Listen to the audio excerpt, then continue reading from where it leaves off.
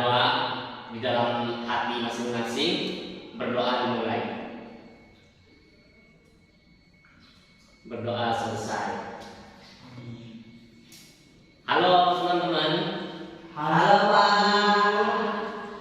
Gini anak-anak, kita di sini berniat untuk belajar kan ya. Jadi gimana mungkin nantinya anak-anak bisa mendengarkan, bisa memahami pelajaran hari ini dengan maksimal. Iya Pak Guru, semangat. Semangat. Gimana kabarnya hari ini? Alhamdulillah Pak. Alhamdulillah kalau sehat. Bapak Guru juga alhamdulillah sehat juga, sehingga Bapak bisa hadir di sini ya. Gimana kabarnya keluarga di rumah anak-anak? Semoga baik-baik saja ya. Sehat selalu. Baik. Amin amin ya robbal alamin. Baik, kita beranjak ke absensi. Bapak absen terlebih dahulu. Siapa saja siswa yang tidak hadir pada hari ini ya? Iya Pak Guru. Kalau yang hadir bilangnya hadir ya. Baik.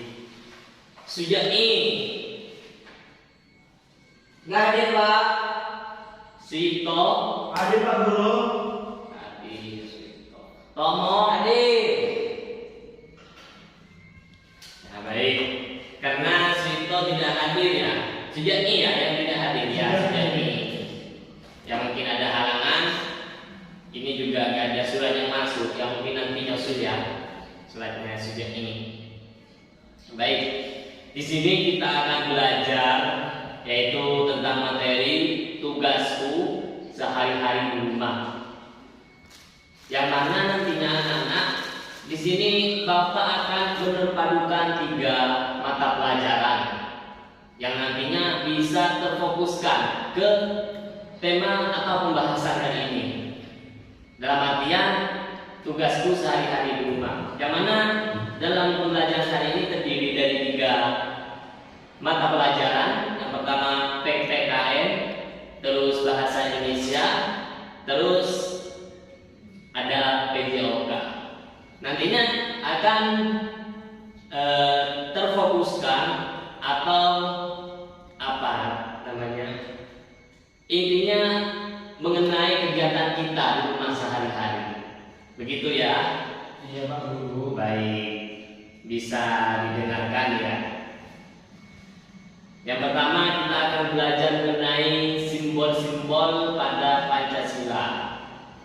Jadi mari kita menyuarakan atau bersuara bersama-sama membaca Pancasila yang sudah ada di bukunya masing-masing ya. Mari kita baca bersama-sama. Halaman berapa Pak Guru? Halaman pada anak. Mulai dari Pancasila nomor 1 sampai nomor 5. Ayo. 1, 2, 3. Pancasila 1. Ketuhanan yang Maha Esa. 2. Kemanusiaan yang adil dan beradab. 3. Persatuan Indonesia. 4. Kerakyatan yang dipimpin oleh hikmah, kebijaksanaan dalam permusyawaratan perwakilan. 5. Keadilan sosial bagi seluruh rakyat Indonesia. Baik, terima kasih semuanya anak-anak. Jadi Bapak harap anak-anak nantinya bukan cuma bisa membaca, tapi juga bisa menghafal apa itu teks dari Pancasila ataupun arti dari simbol-simbol Pancasila. Jadi di sini Bapak akan menjelaskan dari beberapa simbol yang ada di Pancasila atau lebih fokusnya pada simbol nomor 1 sampai nomor 5. Yang mana simbol nomor 1 itu terdiri dari bintang. Yang mana bintang tersebut dapat diartikan pada sila Pancasila pertama, yakni ketuhanan yang Maha Esa. Lambang bintang itu dapat diartikan sebagai sebuah cahaya. Makna cahaya tersebut seperti layaknya Tuhan, Tuhan yang Maha Esa yang menjadi cahaya bagi setiap umat manusia. Iya Bu, Pak Guru. Baik, tidak bisa kita pungkiri karena pastinya anak-anak mempunyai Tuhan. Siapa Tuhan itu? Makanya yang perlu diyakini bahwa Tuhan itu bisa menjadi cahaya bagi setiap umat manusia, terutama kita yang ada di sini, anak-anak. Terus yang kedua, ada pada poin kedua ada simbol rantai, yang mana dalam simbol rantai tersebut berisikan kemanusiaan yang adil dan beradab. Artinya apa? Nantinya teman-teman, kalau menurut artinya rantai sendiri atau manusia yang adil dan beradab, gambar tersebut menandakan hubungan manusia yang saling membantu sama lain.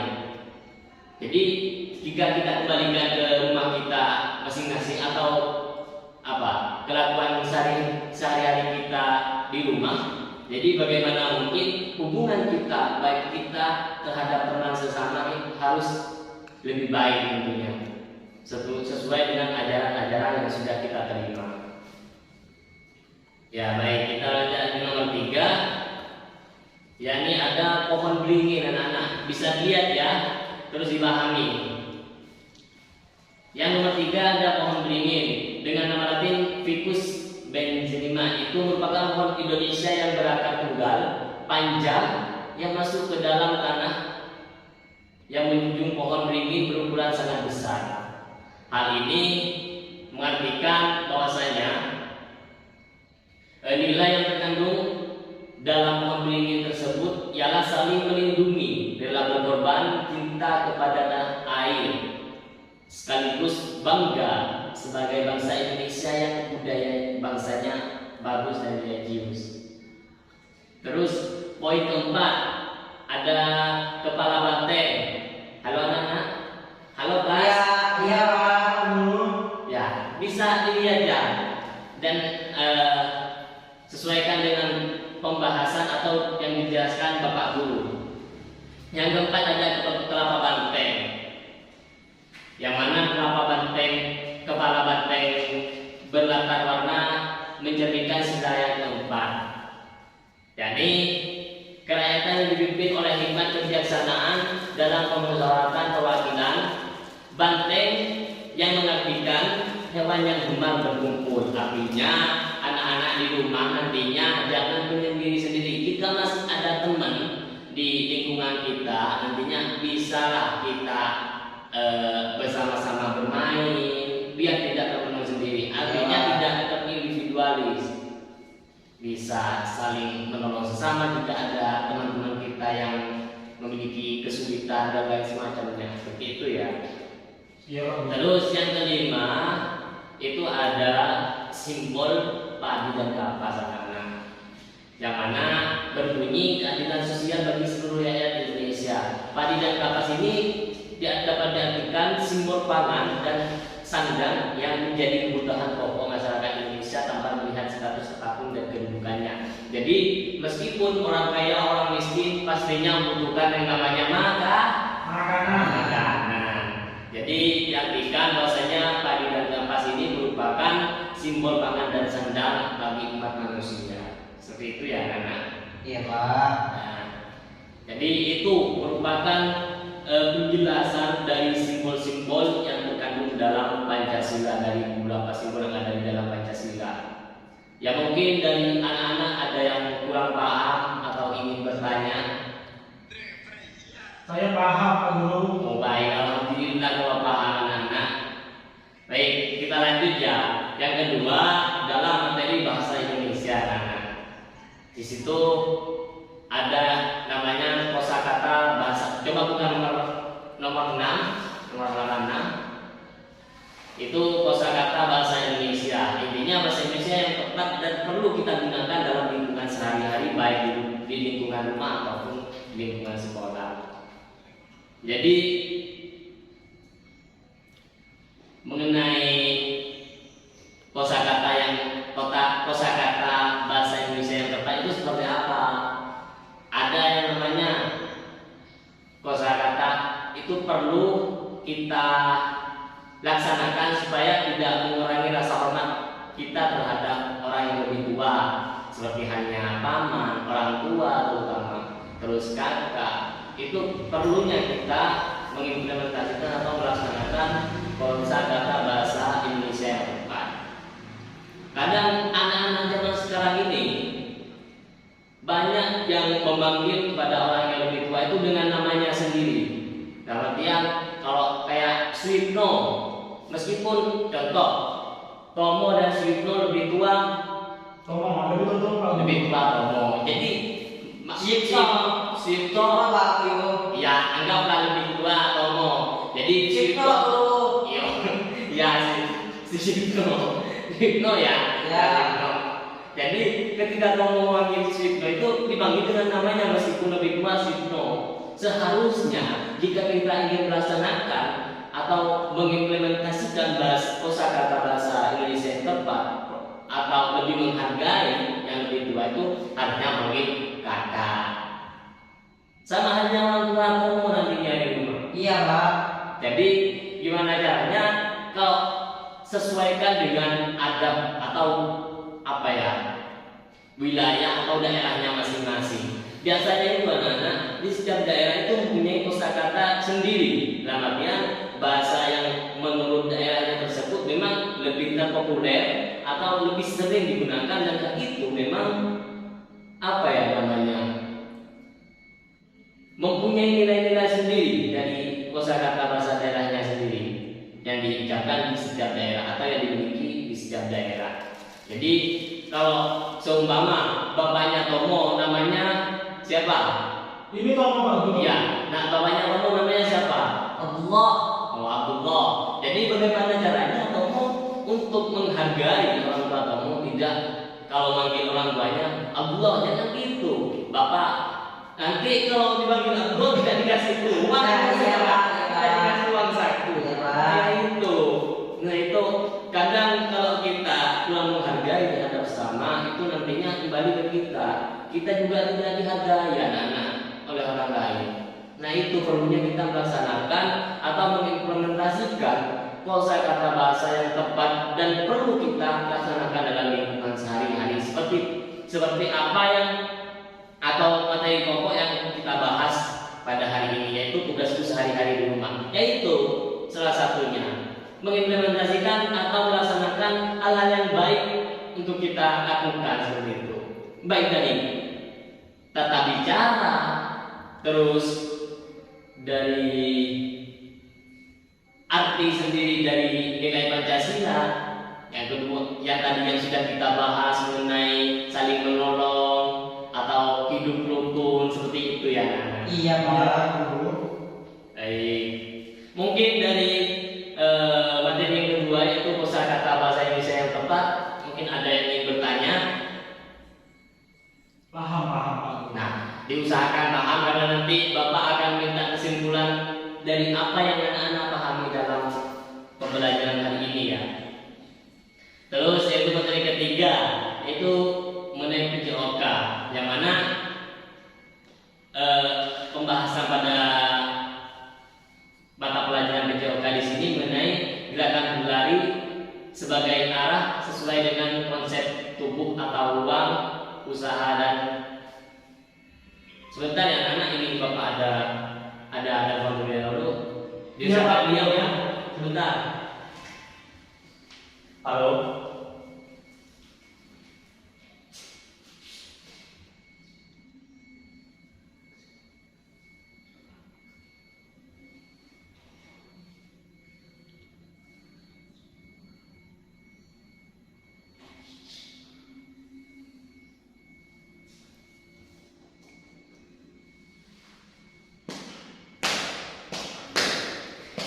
Gus, diam. Jangan kalau Bapak lagi keluar, usahakan jangan rame di kelas. Duduk siap, baca materinya. Biar nanti kalau Bapak tanyakan bisa paham. Tomo sih Pak Guru. Ya, jangan saling menyalahkan. Tadi sudah dijelaskan di materi pertama mengenai arti sendiri dari nilai-nilai Pancasila. Ya gimana caranya kita saling menghargai, jangan saling menjatuhkan satu sama lainnya. Baik Pak Guru. Iya, ketika Bapak lagi keluar atau ada keperluan, usahakan pahami bukunya. Biar nanti kalau Bapak tanyakan bisa paham. Seperti itu ya, anak-anak. Baik Pak. Baik. Jadi di materi PJOK di sini kita akan belajar konsep dari berjalan dan lari. Yang mana akan kembali ke pokok pembahasan pada hari ini. Kita di rumah kegiatannya seperti apa? Pastinya kita akan melaksanakan kegiatan seperti berjalan dan berlari. Nah, di mana di situ kita diajarkan coba pahami dulu di halaman 13. Ayo dibaca dulu, pahami. Nanti Bapak akan jelaskan. Sudah Pak. Coba pahami dulu. Ini Natomo, coba pahami dulu baca. Ya pahami ya. Sudah Pak Guru. Sudah. Natomo sudah. Sudah Pak. Nah, ya. Dari tadi Pak. Kalau sudah. Jadi bagaimana dari berlari dan berjalan itu sesuai dengan prosedur atau langkah-langkah yang sudah tertulis dalam buku mapel tersebut. Kadang jika kita di rumah kita lewat di depannya orang yang lebih tua, kita berlari, itu kan nggak boleh, lebih ke berjalan atau lebih tundukkan. Kalau ada di setiap wilayah atau daerah itu kan beda-beda. Nah, ada yang sampai dulu gitu kalau lewat di depannya orang yang lebih tua. Untuk lari gimana? Itu karena kan kalau kita lewat depannya orang tua, kalau lari rasanya kan kurang enak juga. Adab santunnya kita kurang kita laksanakan. Jadi lari itu ada tugasnya masing-masing. Jadi kalau ibu menyuruh mengambilkan apa yang sekiranya memang diperlukan, itu diusahakan jangan lewat lari asalkan larinya di depan. Gimana konsep lari? Yang melambaikan ini, melambaikan kedua tangan dengan langkah kaki yang saling bergantian, sama seperti halnya berjalan. Tapi kalau berjalan itu lebih lambat dan bayangan tidur itu lebih berbeda dengan lari. Kalau lari itu lebih melayang. Jadi seperti itu. Itu mempunyai tupoksi masing-masing atau mempunyai tugas masing-masing, di mana kita harus berlari, di mana kita harus berjalan, di mana kita harus berjalan lebih tunduk. Itu mempunyai konsep masing-masing atau tataran masing-masing seperti itu. Ya, baik. Dari beberapa penjelasan tadi, yang mana yang perlu dipahami ayo sebelum kita Ya mulai? Pak, ini saja Pak. Ya silakan. Ada terkait Yang dengan ngomong. materi PJOK Pak. Ya, berjalan ke depan dengan baik dan benar. Mungkin saya butuh contoh bagaimana sih jalan yang tepat di depan orang tua. Bagaimana sih ya caranya agar kita berjalan dengan baik dan benar. Mungkin saya bisa memberikan contoh Pak. Iya Pak Guru. Saya juga Pak Guru. Situ Pak, saya kasih itu memberikan contoh terkait dengan Saya berjalan dengan baik dan benar Pak. Bagus, ya. Pasti jangan ribut. Pasti nanti dikasih semua. Ya, tadi Tomo minta Suwipto untuk mempraktikkan jalan yang tepat sesuai dengan daerahnya. Daerahnya Suwipto. Di asal mana Suwipto? Asal Nganjuk Pak Guru. Oh, Nganjuk. Di Nganjuk gimana? Kebiasaan orang-orang atau masyarakat Nganjuk cara menghadapi orang yang lebih tua atau berjalan di depan orang yang lebih tua itu gimana? Coba praktekkan Suwipto di depan. Ayo Bapak bangun. Jangan takut. Ayo berani. Iya Pak Guru. Harus mulai berani dari sekarang. Dididik untuk berani dari sopan santunnya lebih baik. Ayo. Biasanya di Nganjuk itu seperti apa? Kalau masyarakat Nganjuk ketika lewat di depan orang tua itu seperti apa jalannya? Apa lari ini? Apa gimana? Coba. Misi Pak. Oh, jadi ada sepatah kata yang itu menandakan kesantunan kan ya? Iya Pak Guru. Oh iya. Jadi itu Nadiki. Jadi ketika di lewat depan orang lebih tua itu posisinya berjalan tapi lebih duduk kan ya. Jadi seperti itu. Ya silakan dulu. Makasih ya Nak. Iya Pak Guru. Semoga jadi anak yang pintar nanti kamu. Amin. Ya baik. Ayo siapa lagi yang mau bertanya? Tahu Pak Guru. Cara berlari gimana Pak Guru yang benar itu? Bisa seperti apa? Cara berlari yang benar. berlari Pak. Jangan rame. Bapak dulu. Nggak bisa. Ya, yang diminta anak Syuto ini apa tadi? Itu cara berlari yang benar itu bisa seperti apa, ketika apa itu dan contohnya seperti apa sih? Oh, iya. berlarinya? Ini nanya ke saya ya, Ke dengan Bapak Guru. Iya. Oh iya. Mungkin bisa lanjutin contoh Pak Guru. Oh ya, nanti bisa dicontohkan sama Nggak bisa Pak. Nggak bisa berlari Pak. Terus kamu jangan rame. Ayo harus tadi sudah belajar ada sopan santun dari nilai-nilai Pancasila harus bisa digunakan, terutama di depan guru. Bukan berarti Bapak Guru minta untuk lebih apa? Lebih disanjungkan atau enggak bukan gitu. Cuma ketika anak-anak nanti pulang rumah bisa dilaksanakan secara semaksimal mungkin dengan baik apa yang kita pelajari pada hari ini. Gitu ya. Jadi Bapak akan menjawab pertanyaan dari Nak Sito. Seperti yang Bapak jelaskan sebelumnya. Jadi dari berjalan dan lari itu mempunyai tugas atau tugas pokok masing-masing. Gimana? Pada saat apa kita harus berjalan, pada saat apa kita harus berlari. Contohnya ketika kita ada keperluan yang sangat urgent, kita mau berangkat ke sekolah, melihat jam sudah mepet kurang 2 menit. Itu diusahakan mungkin kita harus berlari atau dalam artian jangan berjalan santai ya, supaya kita tidak terlambat ke sekolah. Tapi meskipun berlari diusahakan teknik-teknik berlari itu bisa paham supaya nanti tidak jatuh atau keseleo dan lain semacamnya. Iya Pak Guru. Tadi minta contoh karena Sakit Pak kaki saya Pak. Coba nanti. Sakit Coba. Pak kaki saya. Coba nanti. Sakit. Ayo, jangan rame, ayo Sakit Pak. Ayo berani lagi. Sakit. Ayo berani ketemu. Gimana sih? Ayo ketemu. Jadi contoh melihat jam Ya, sudah Pak. mepet, sudah mau terlambat kurang 2 menit, gimana contohnya? Supaya dilari Pak. Oh, berlari, oh gitu. Ya, bisa kembali nak kamu. Kembali nak kamu. Ya, ini kembali. Ya, itu. Ya Pak. Ya, terima kasih seperti itu. Contohnya. Sudah paham, Nak Hamid? Paham, paham, Pak Jadi Guru. sudah mempunyai tataran masing-masing. Seperti itu ya. Baik. Ayo, ada lagi yang ingin ditanyakan sebelum pelajaran hari ini ditutup. Tidak ada Pak Guru, sudah cukup. Diusahakan nanti bisa dilaksanakan di rumahnya masing-masing. Nilai-nilai penting yang kita pelajari pada hari ini diusahakan bisa dilaksanakan. Biar tidak cuma kita ingat di sekolah terus ketika di rumah dibawa rumah juga gak ingat. Misalkan dilaksanakan ya, dan ilmunya itu bermanfaat. Ayo, sebelum kita pulang di sini Bapak mempunyai trik untuk semangat anak-anak.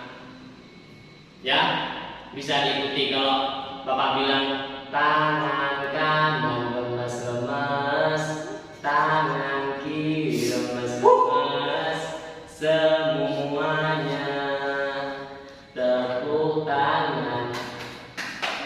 Itu ya. Ayo bareng-bareng semuanya harus ikut. Ayo Sambil merem Pak. Sambil merem. ya sebelum berang terserah, yang penting suaranya dan gerakannya ya harus sesuai. Yuk 1, 2, 3. Tangan kanan lemes-lemes, tangan kiri lemes-lemes, semuanya tepuk tangan.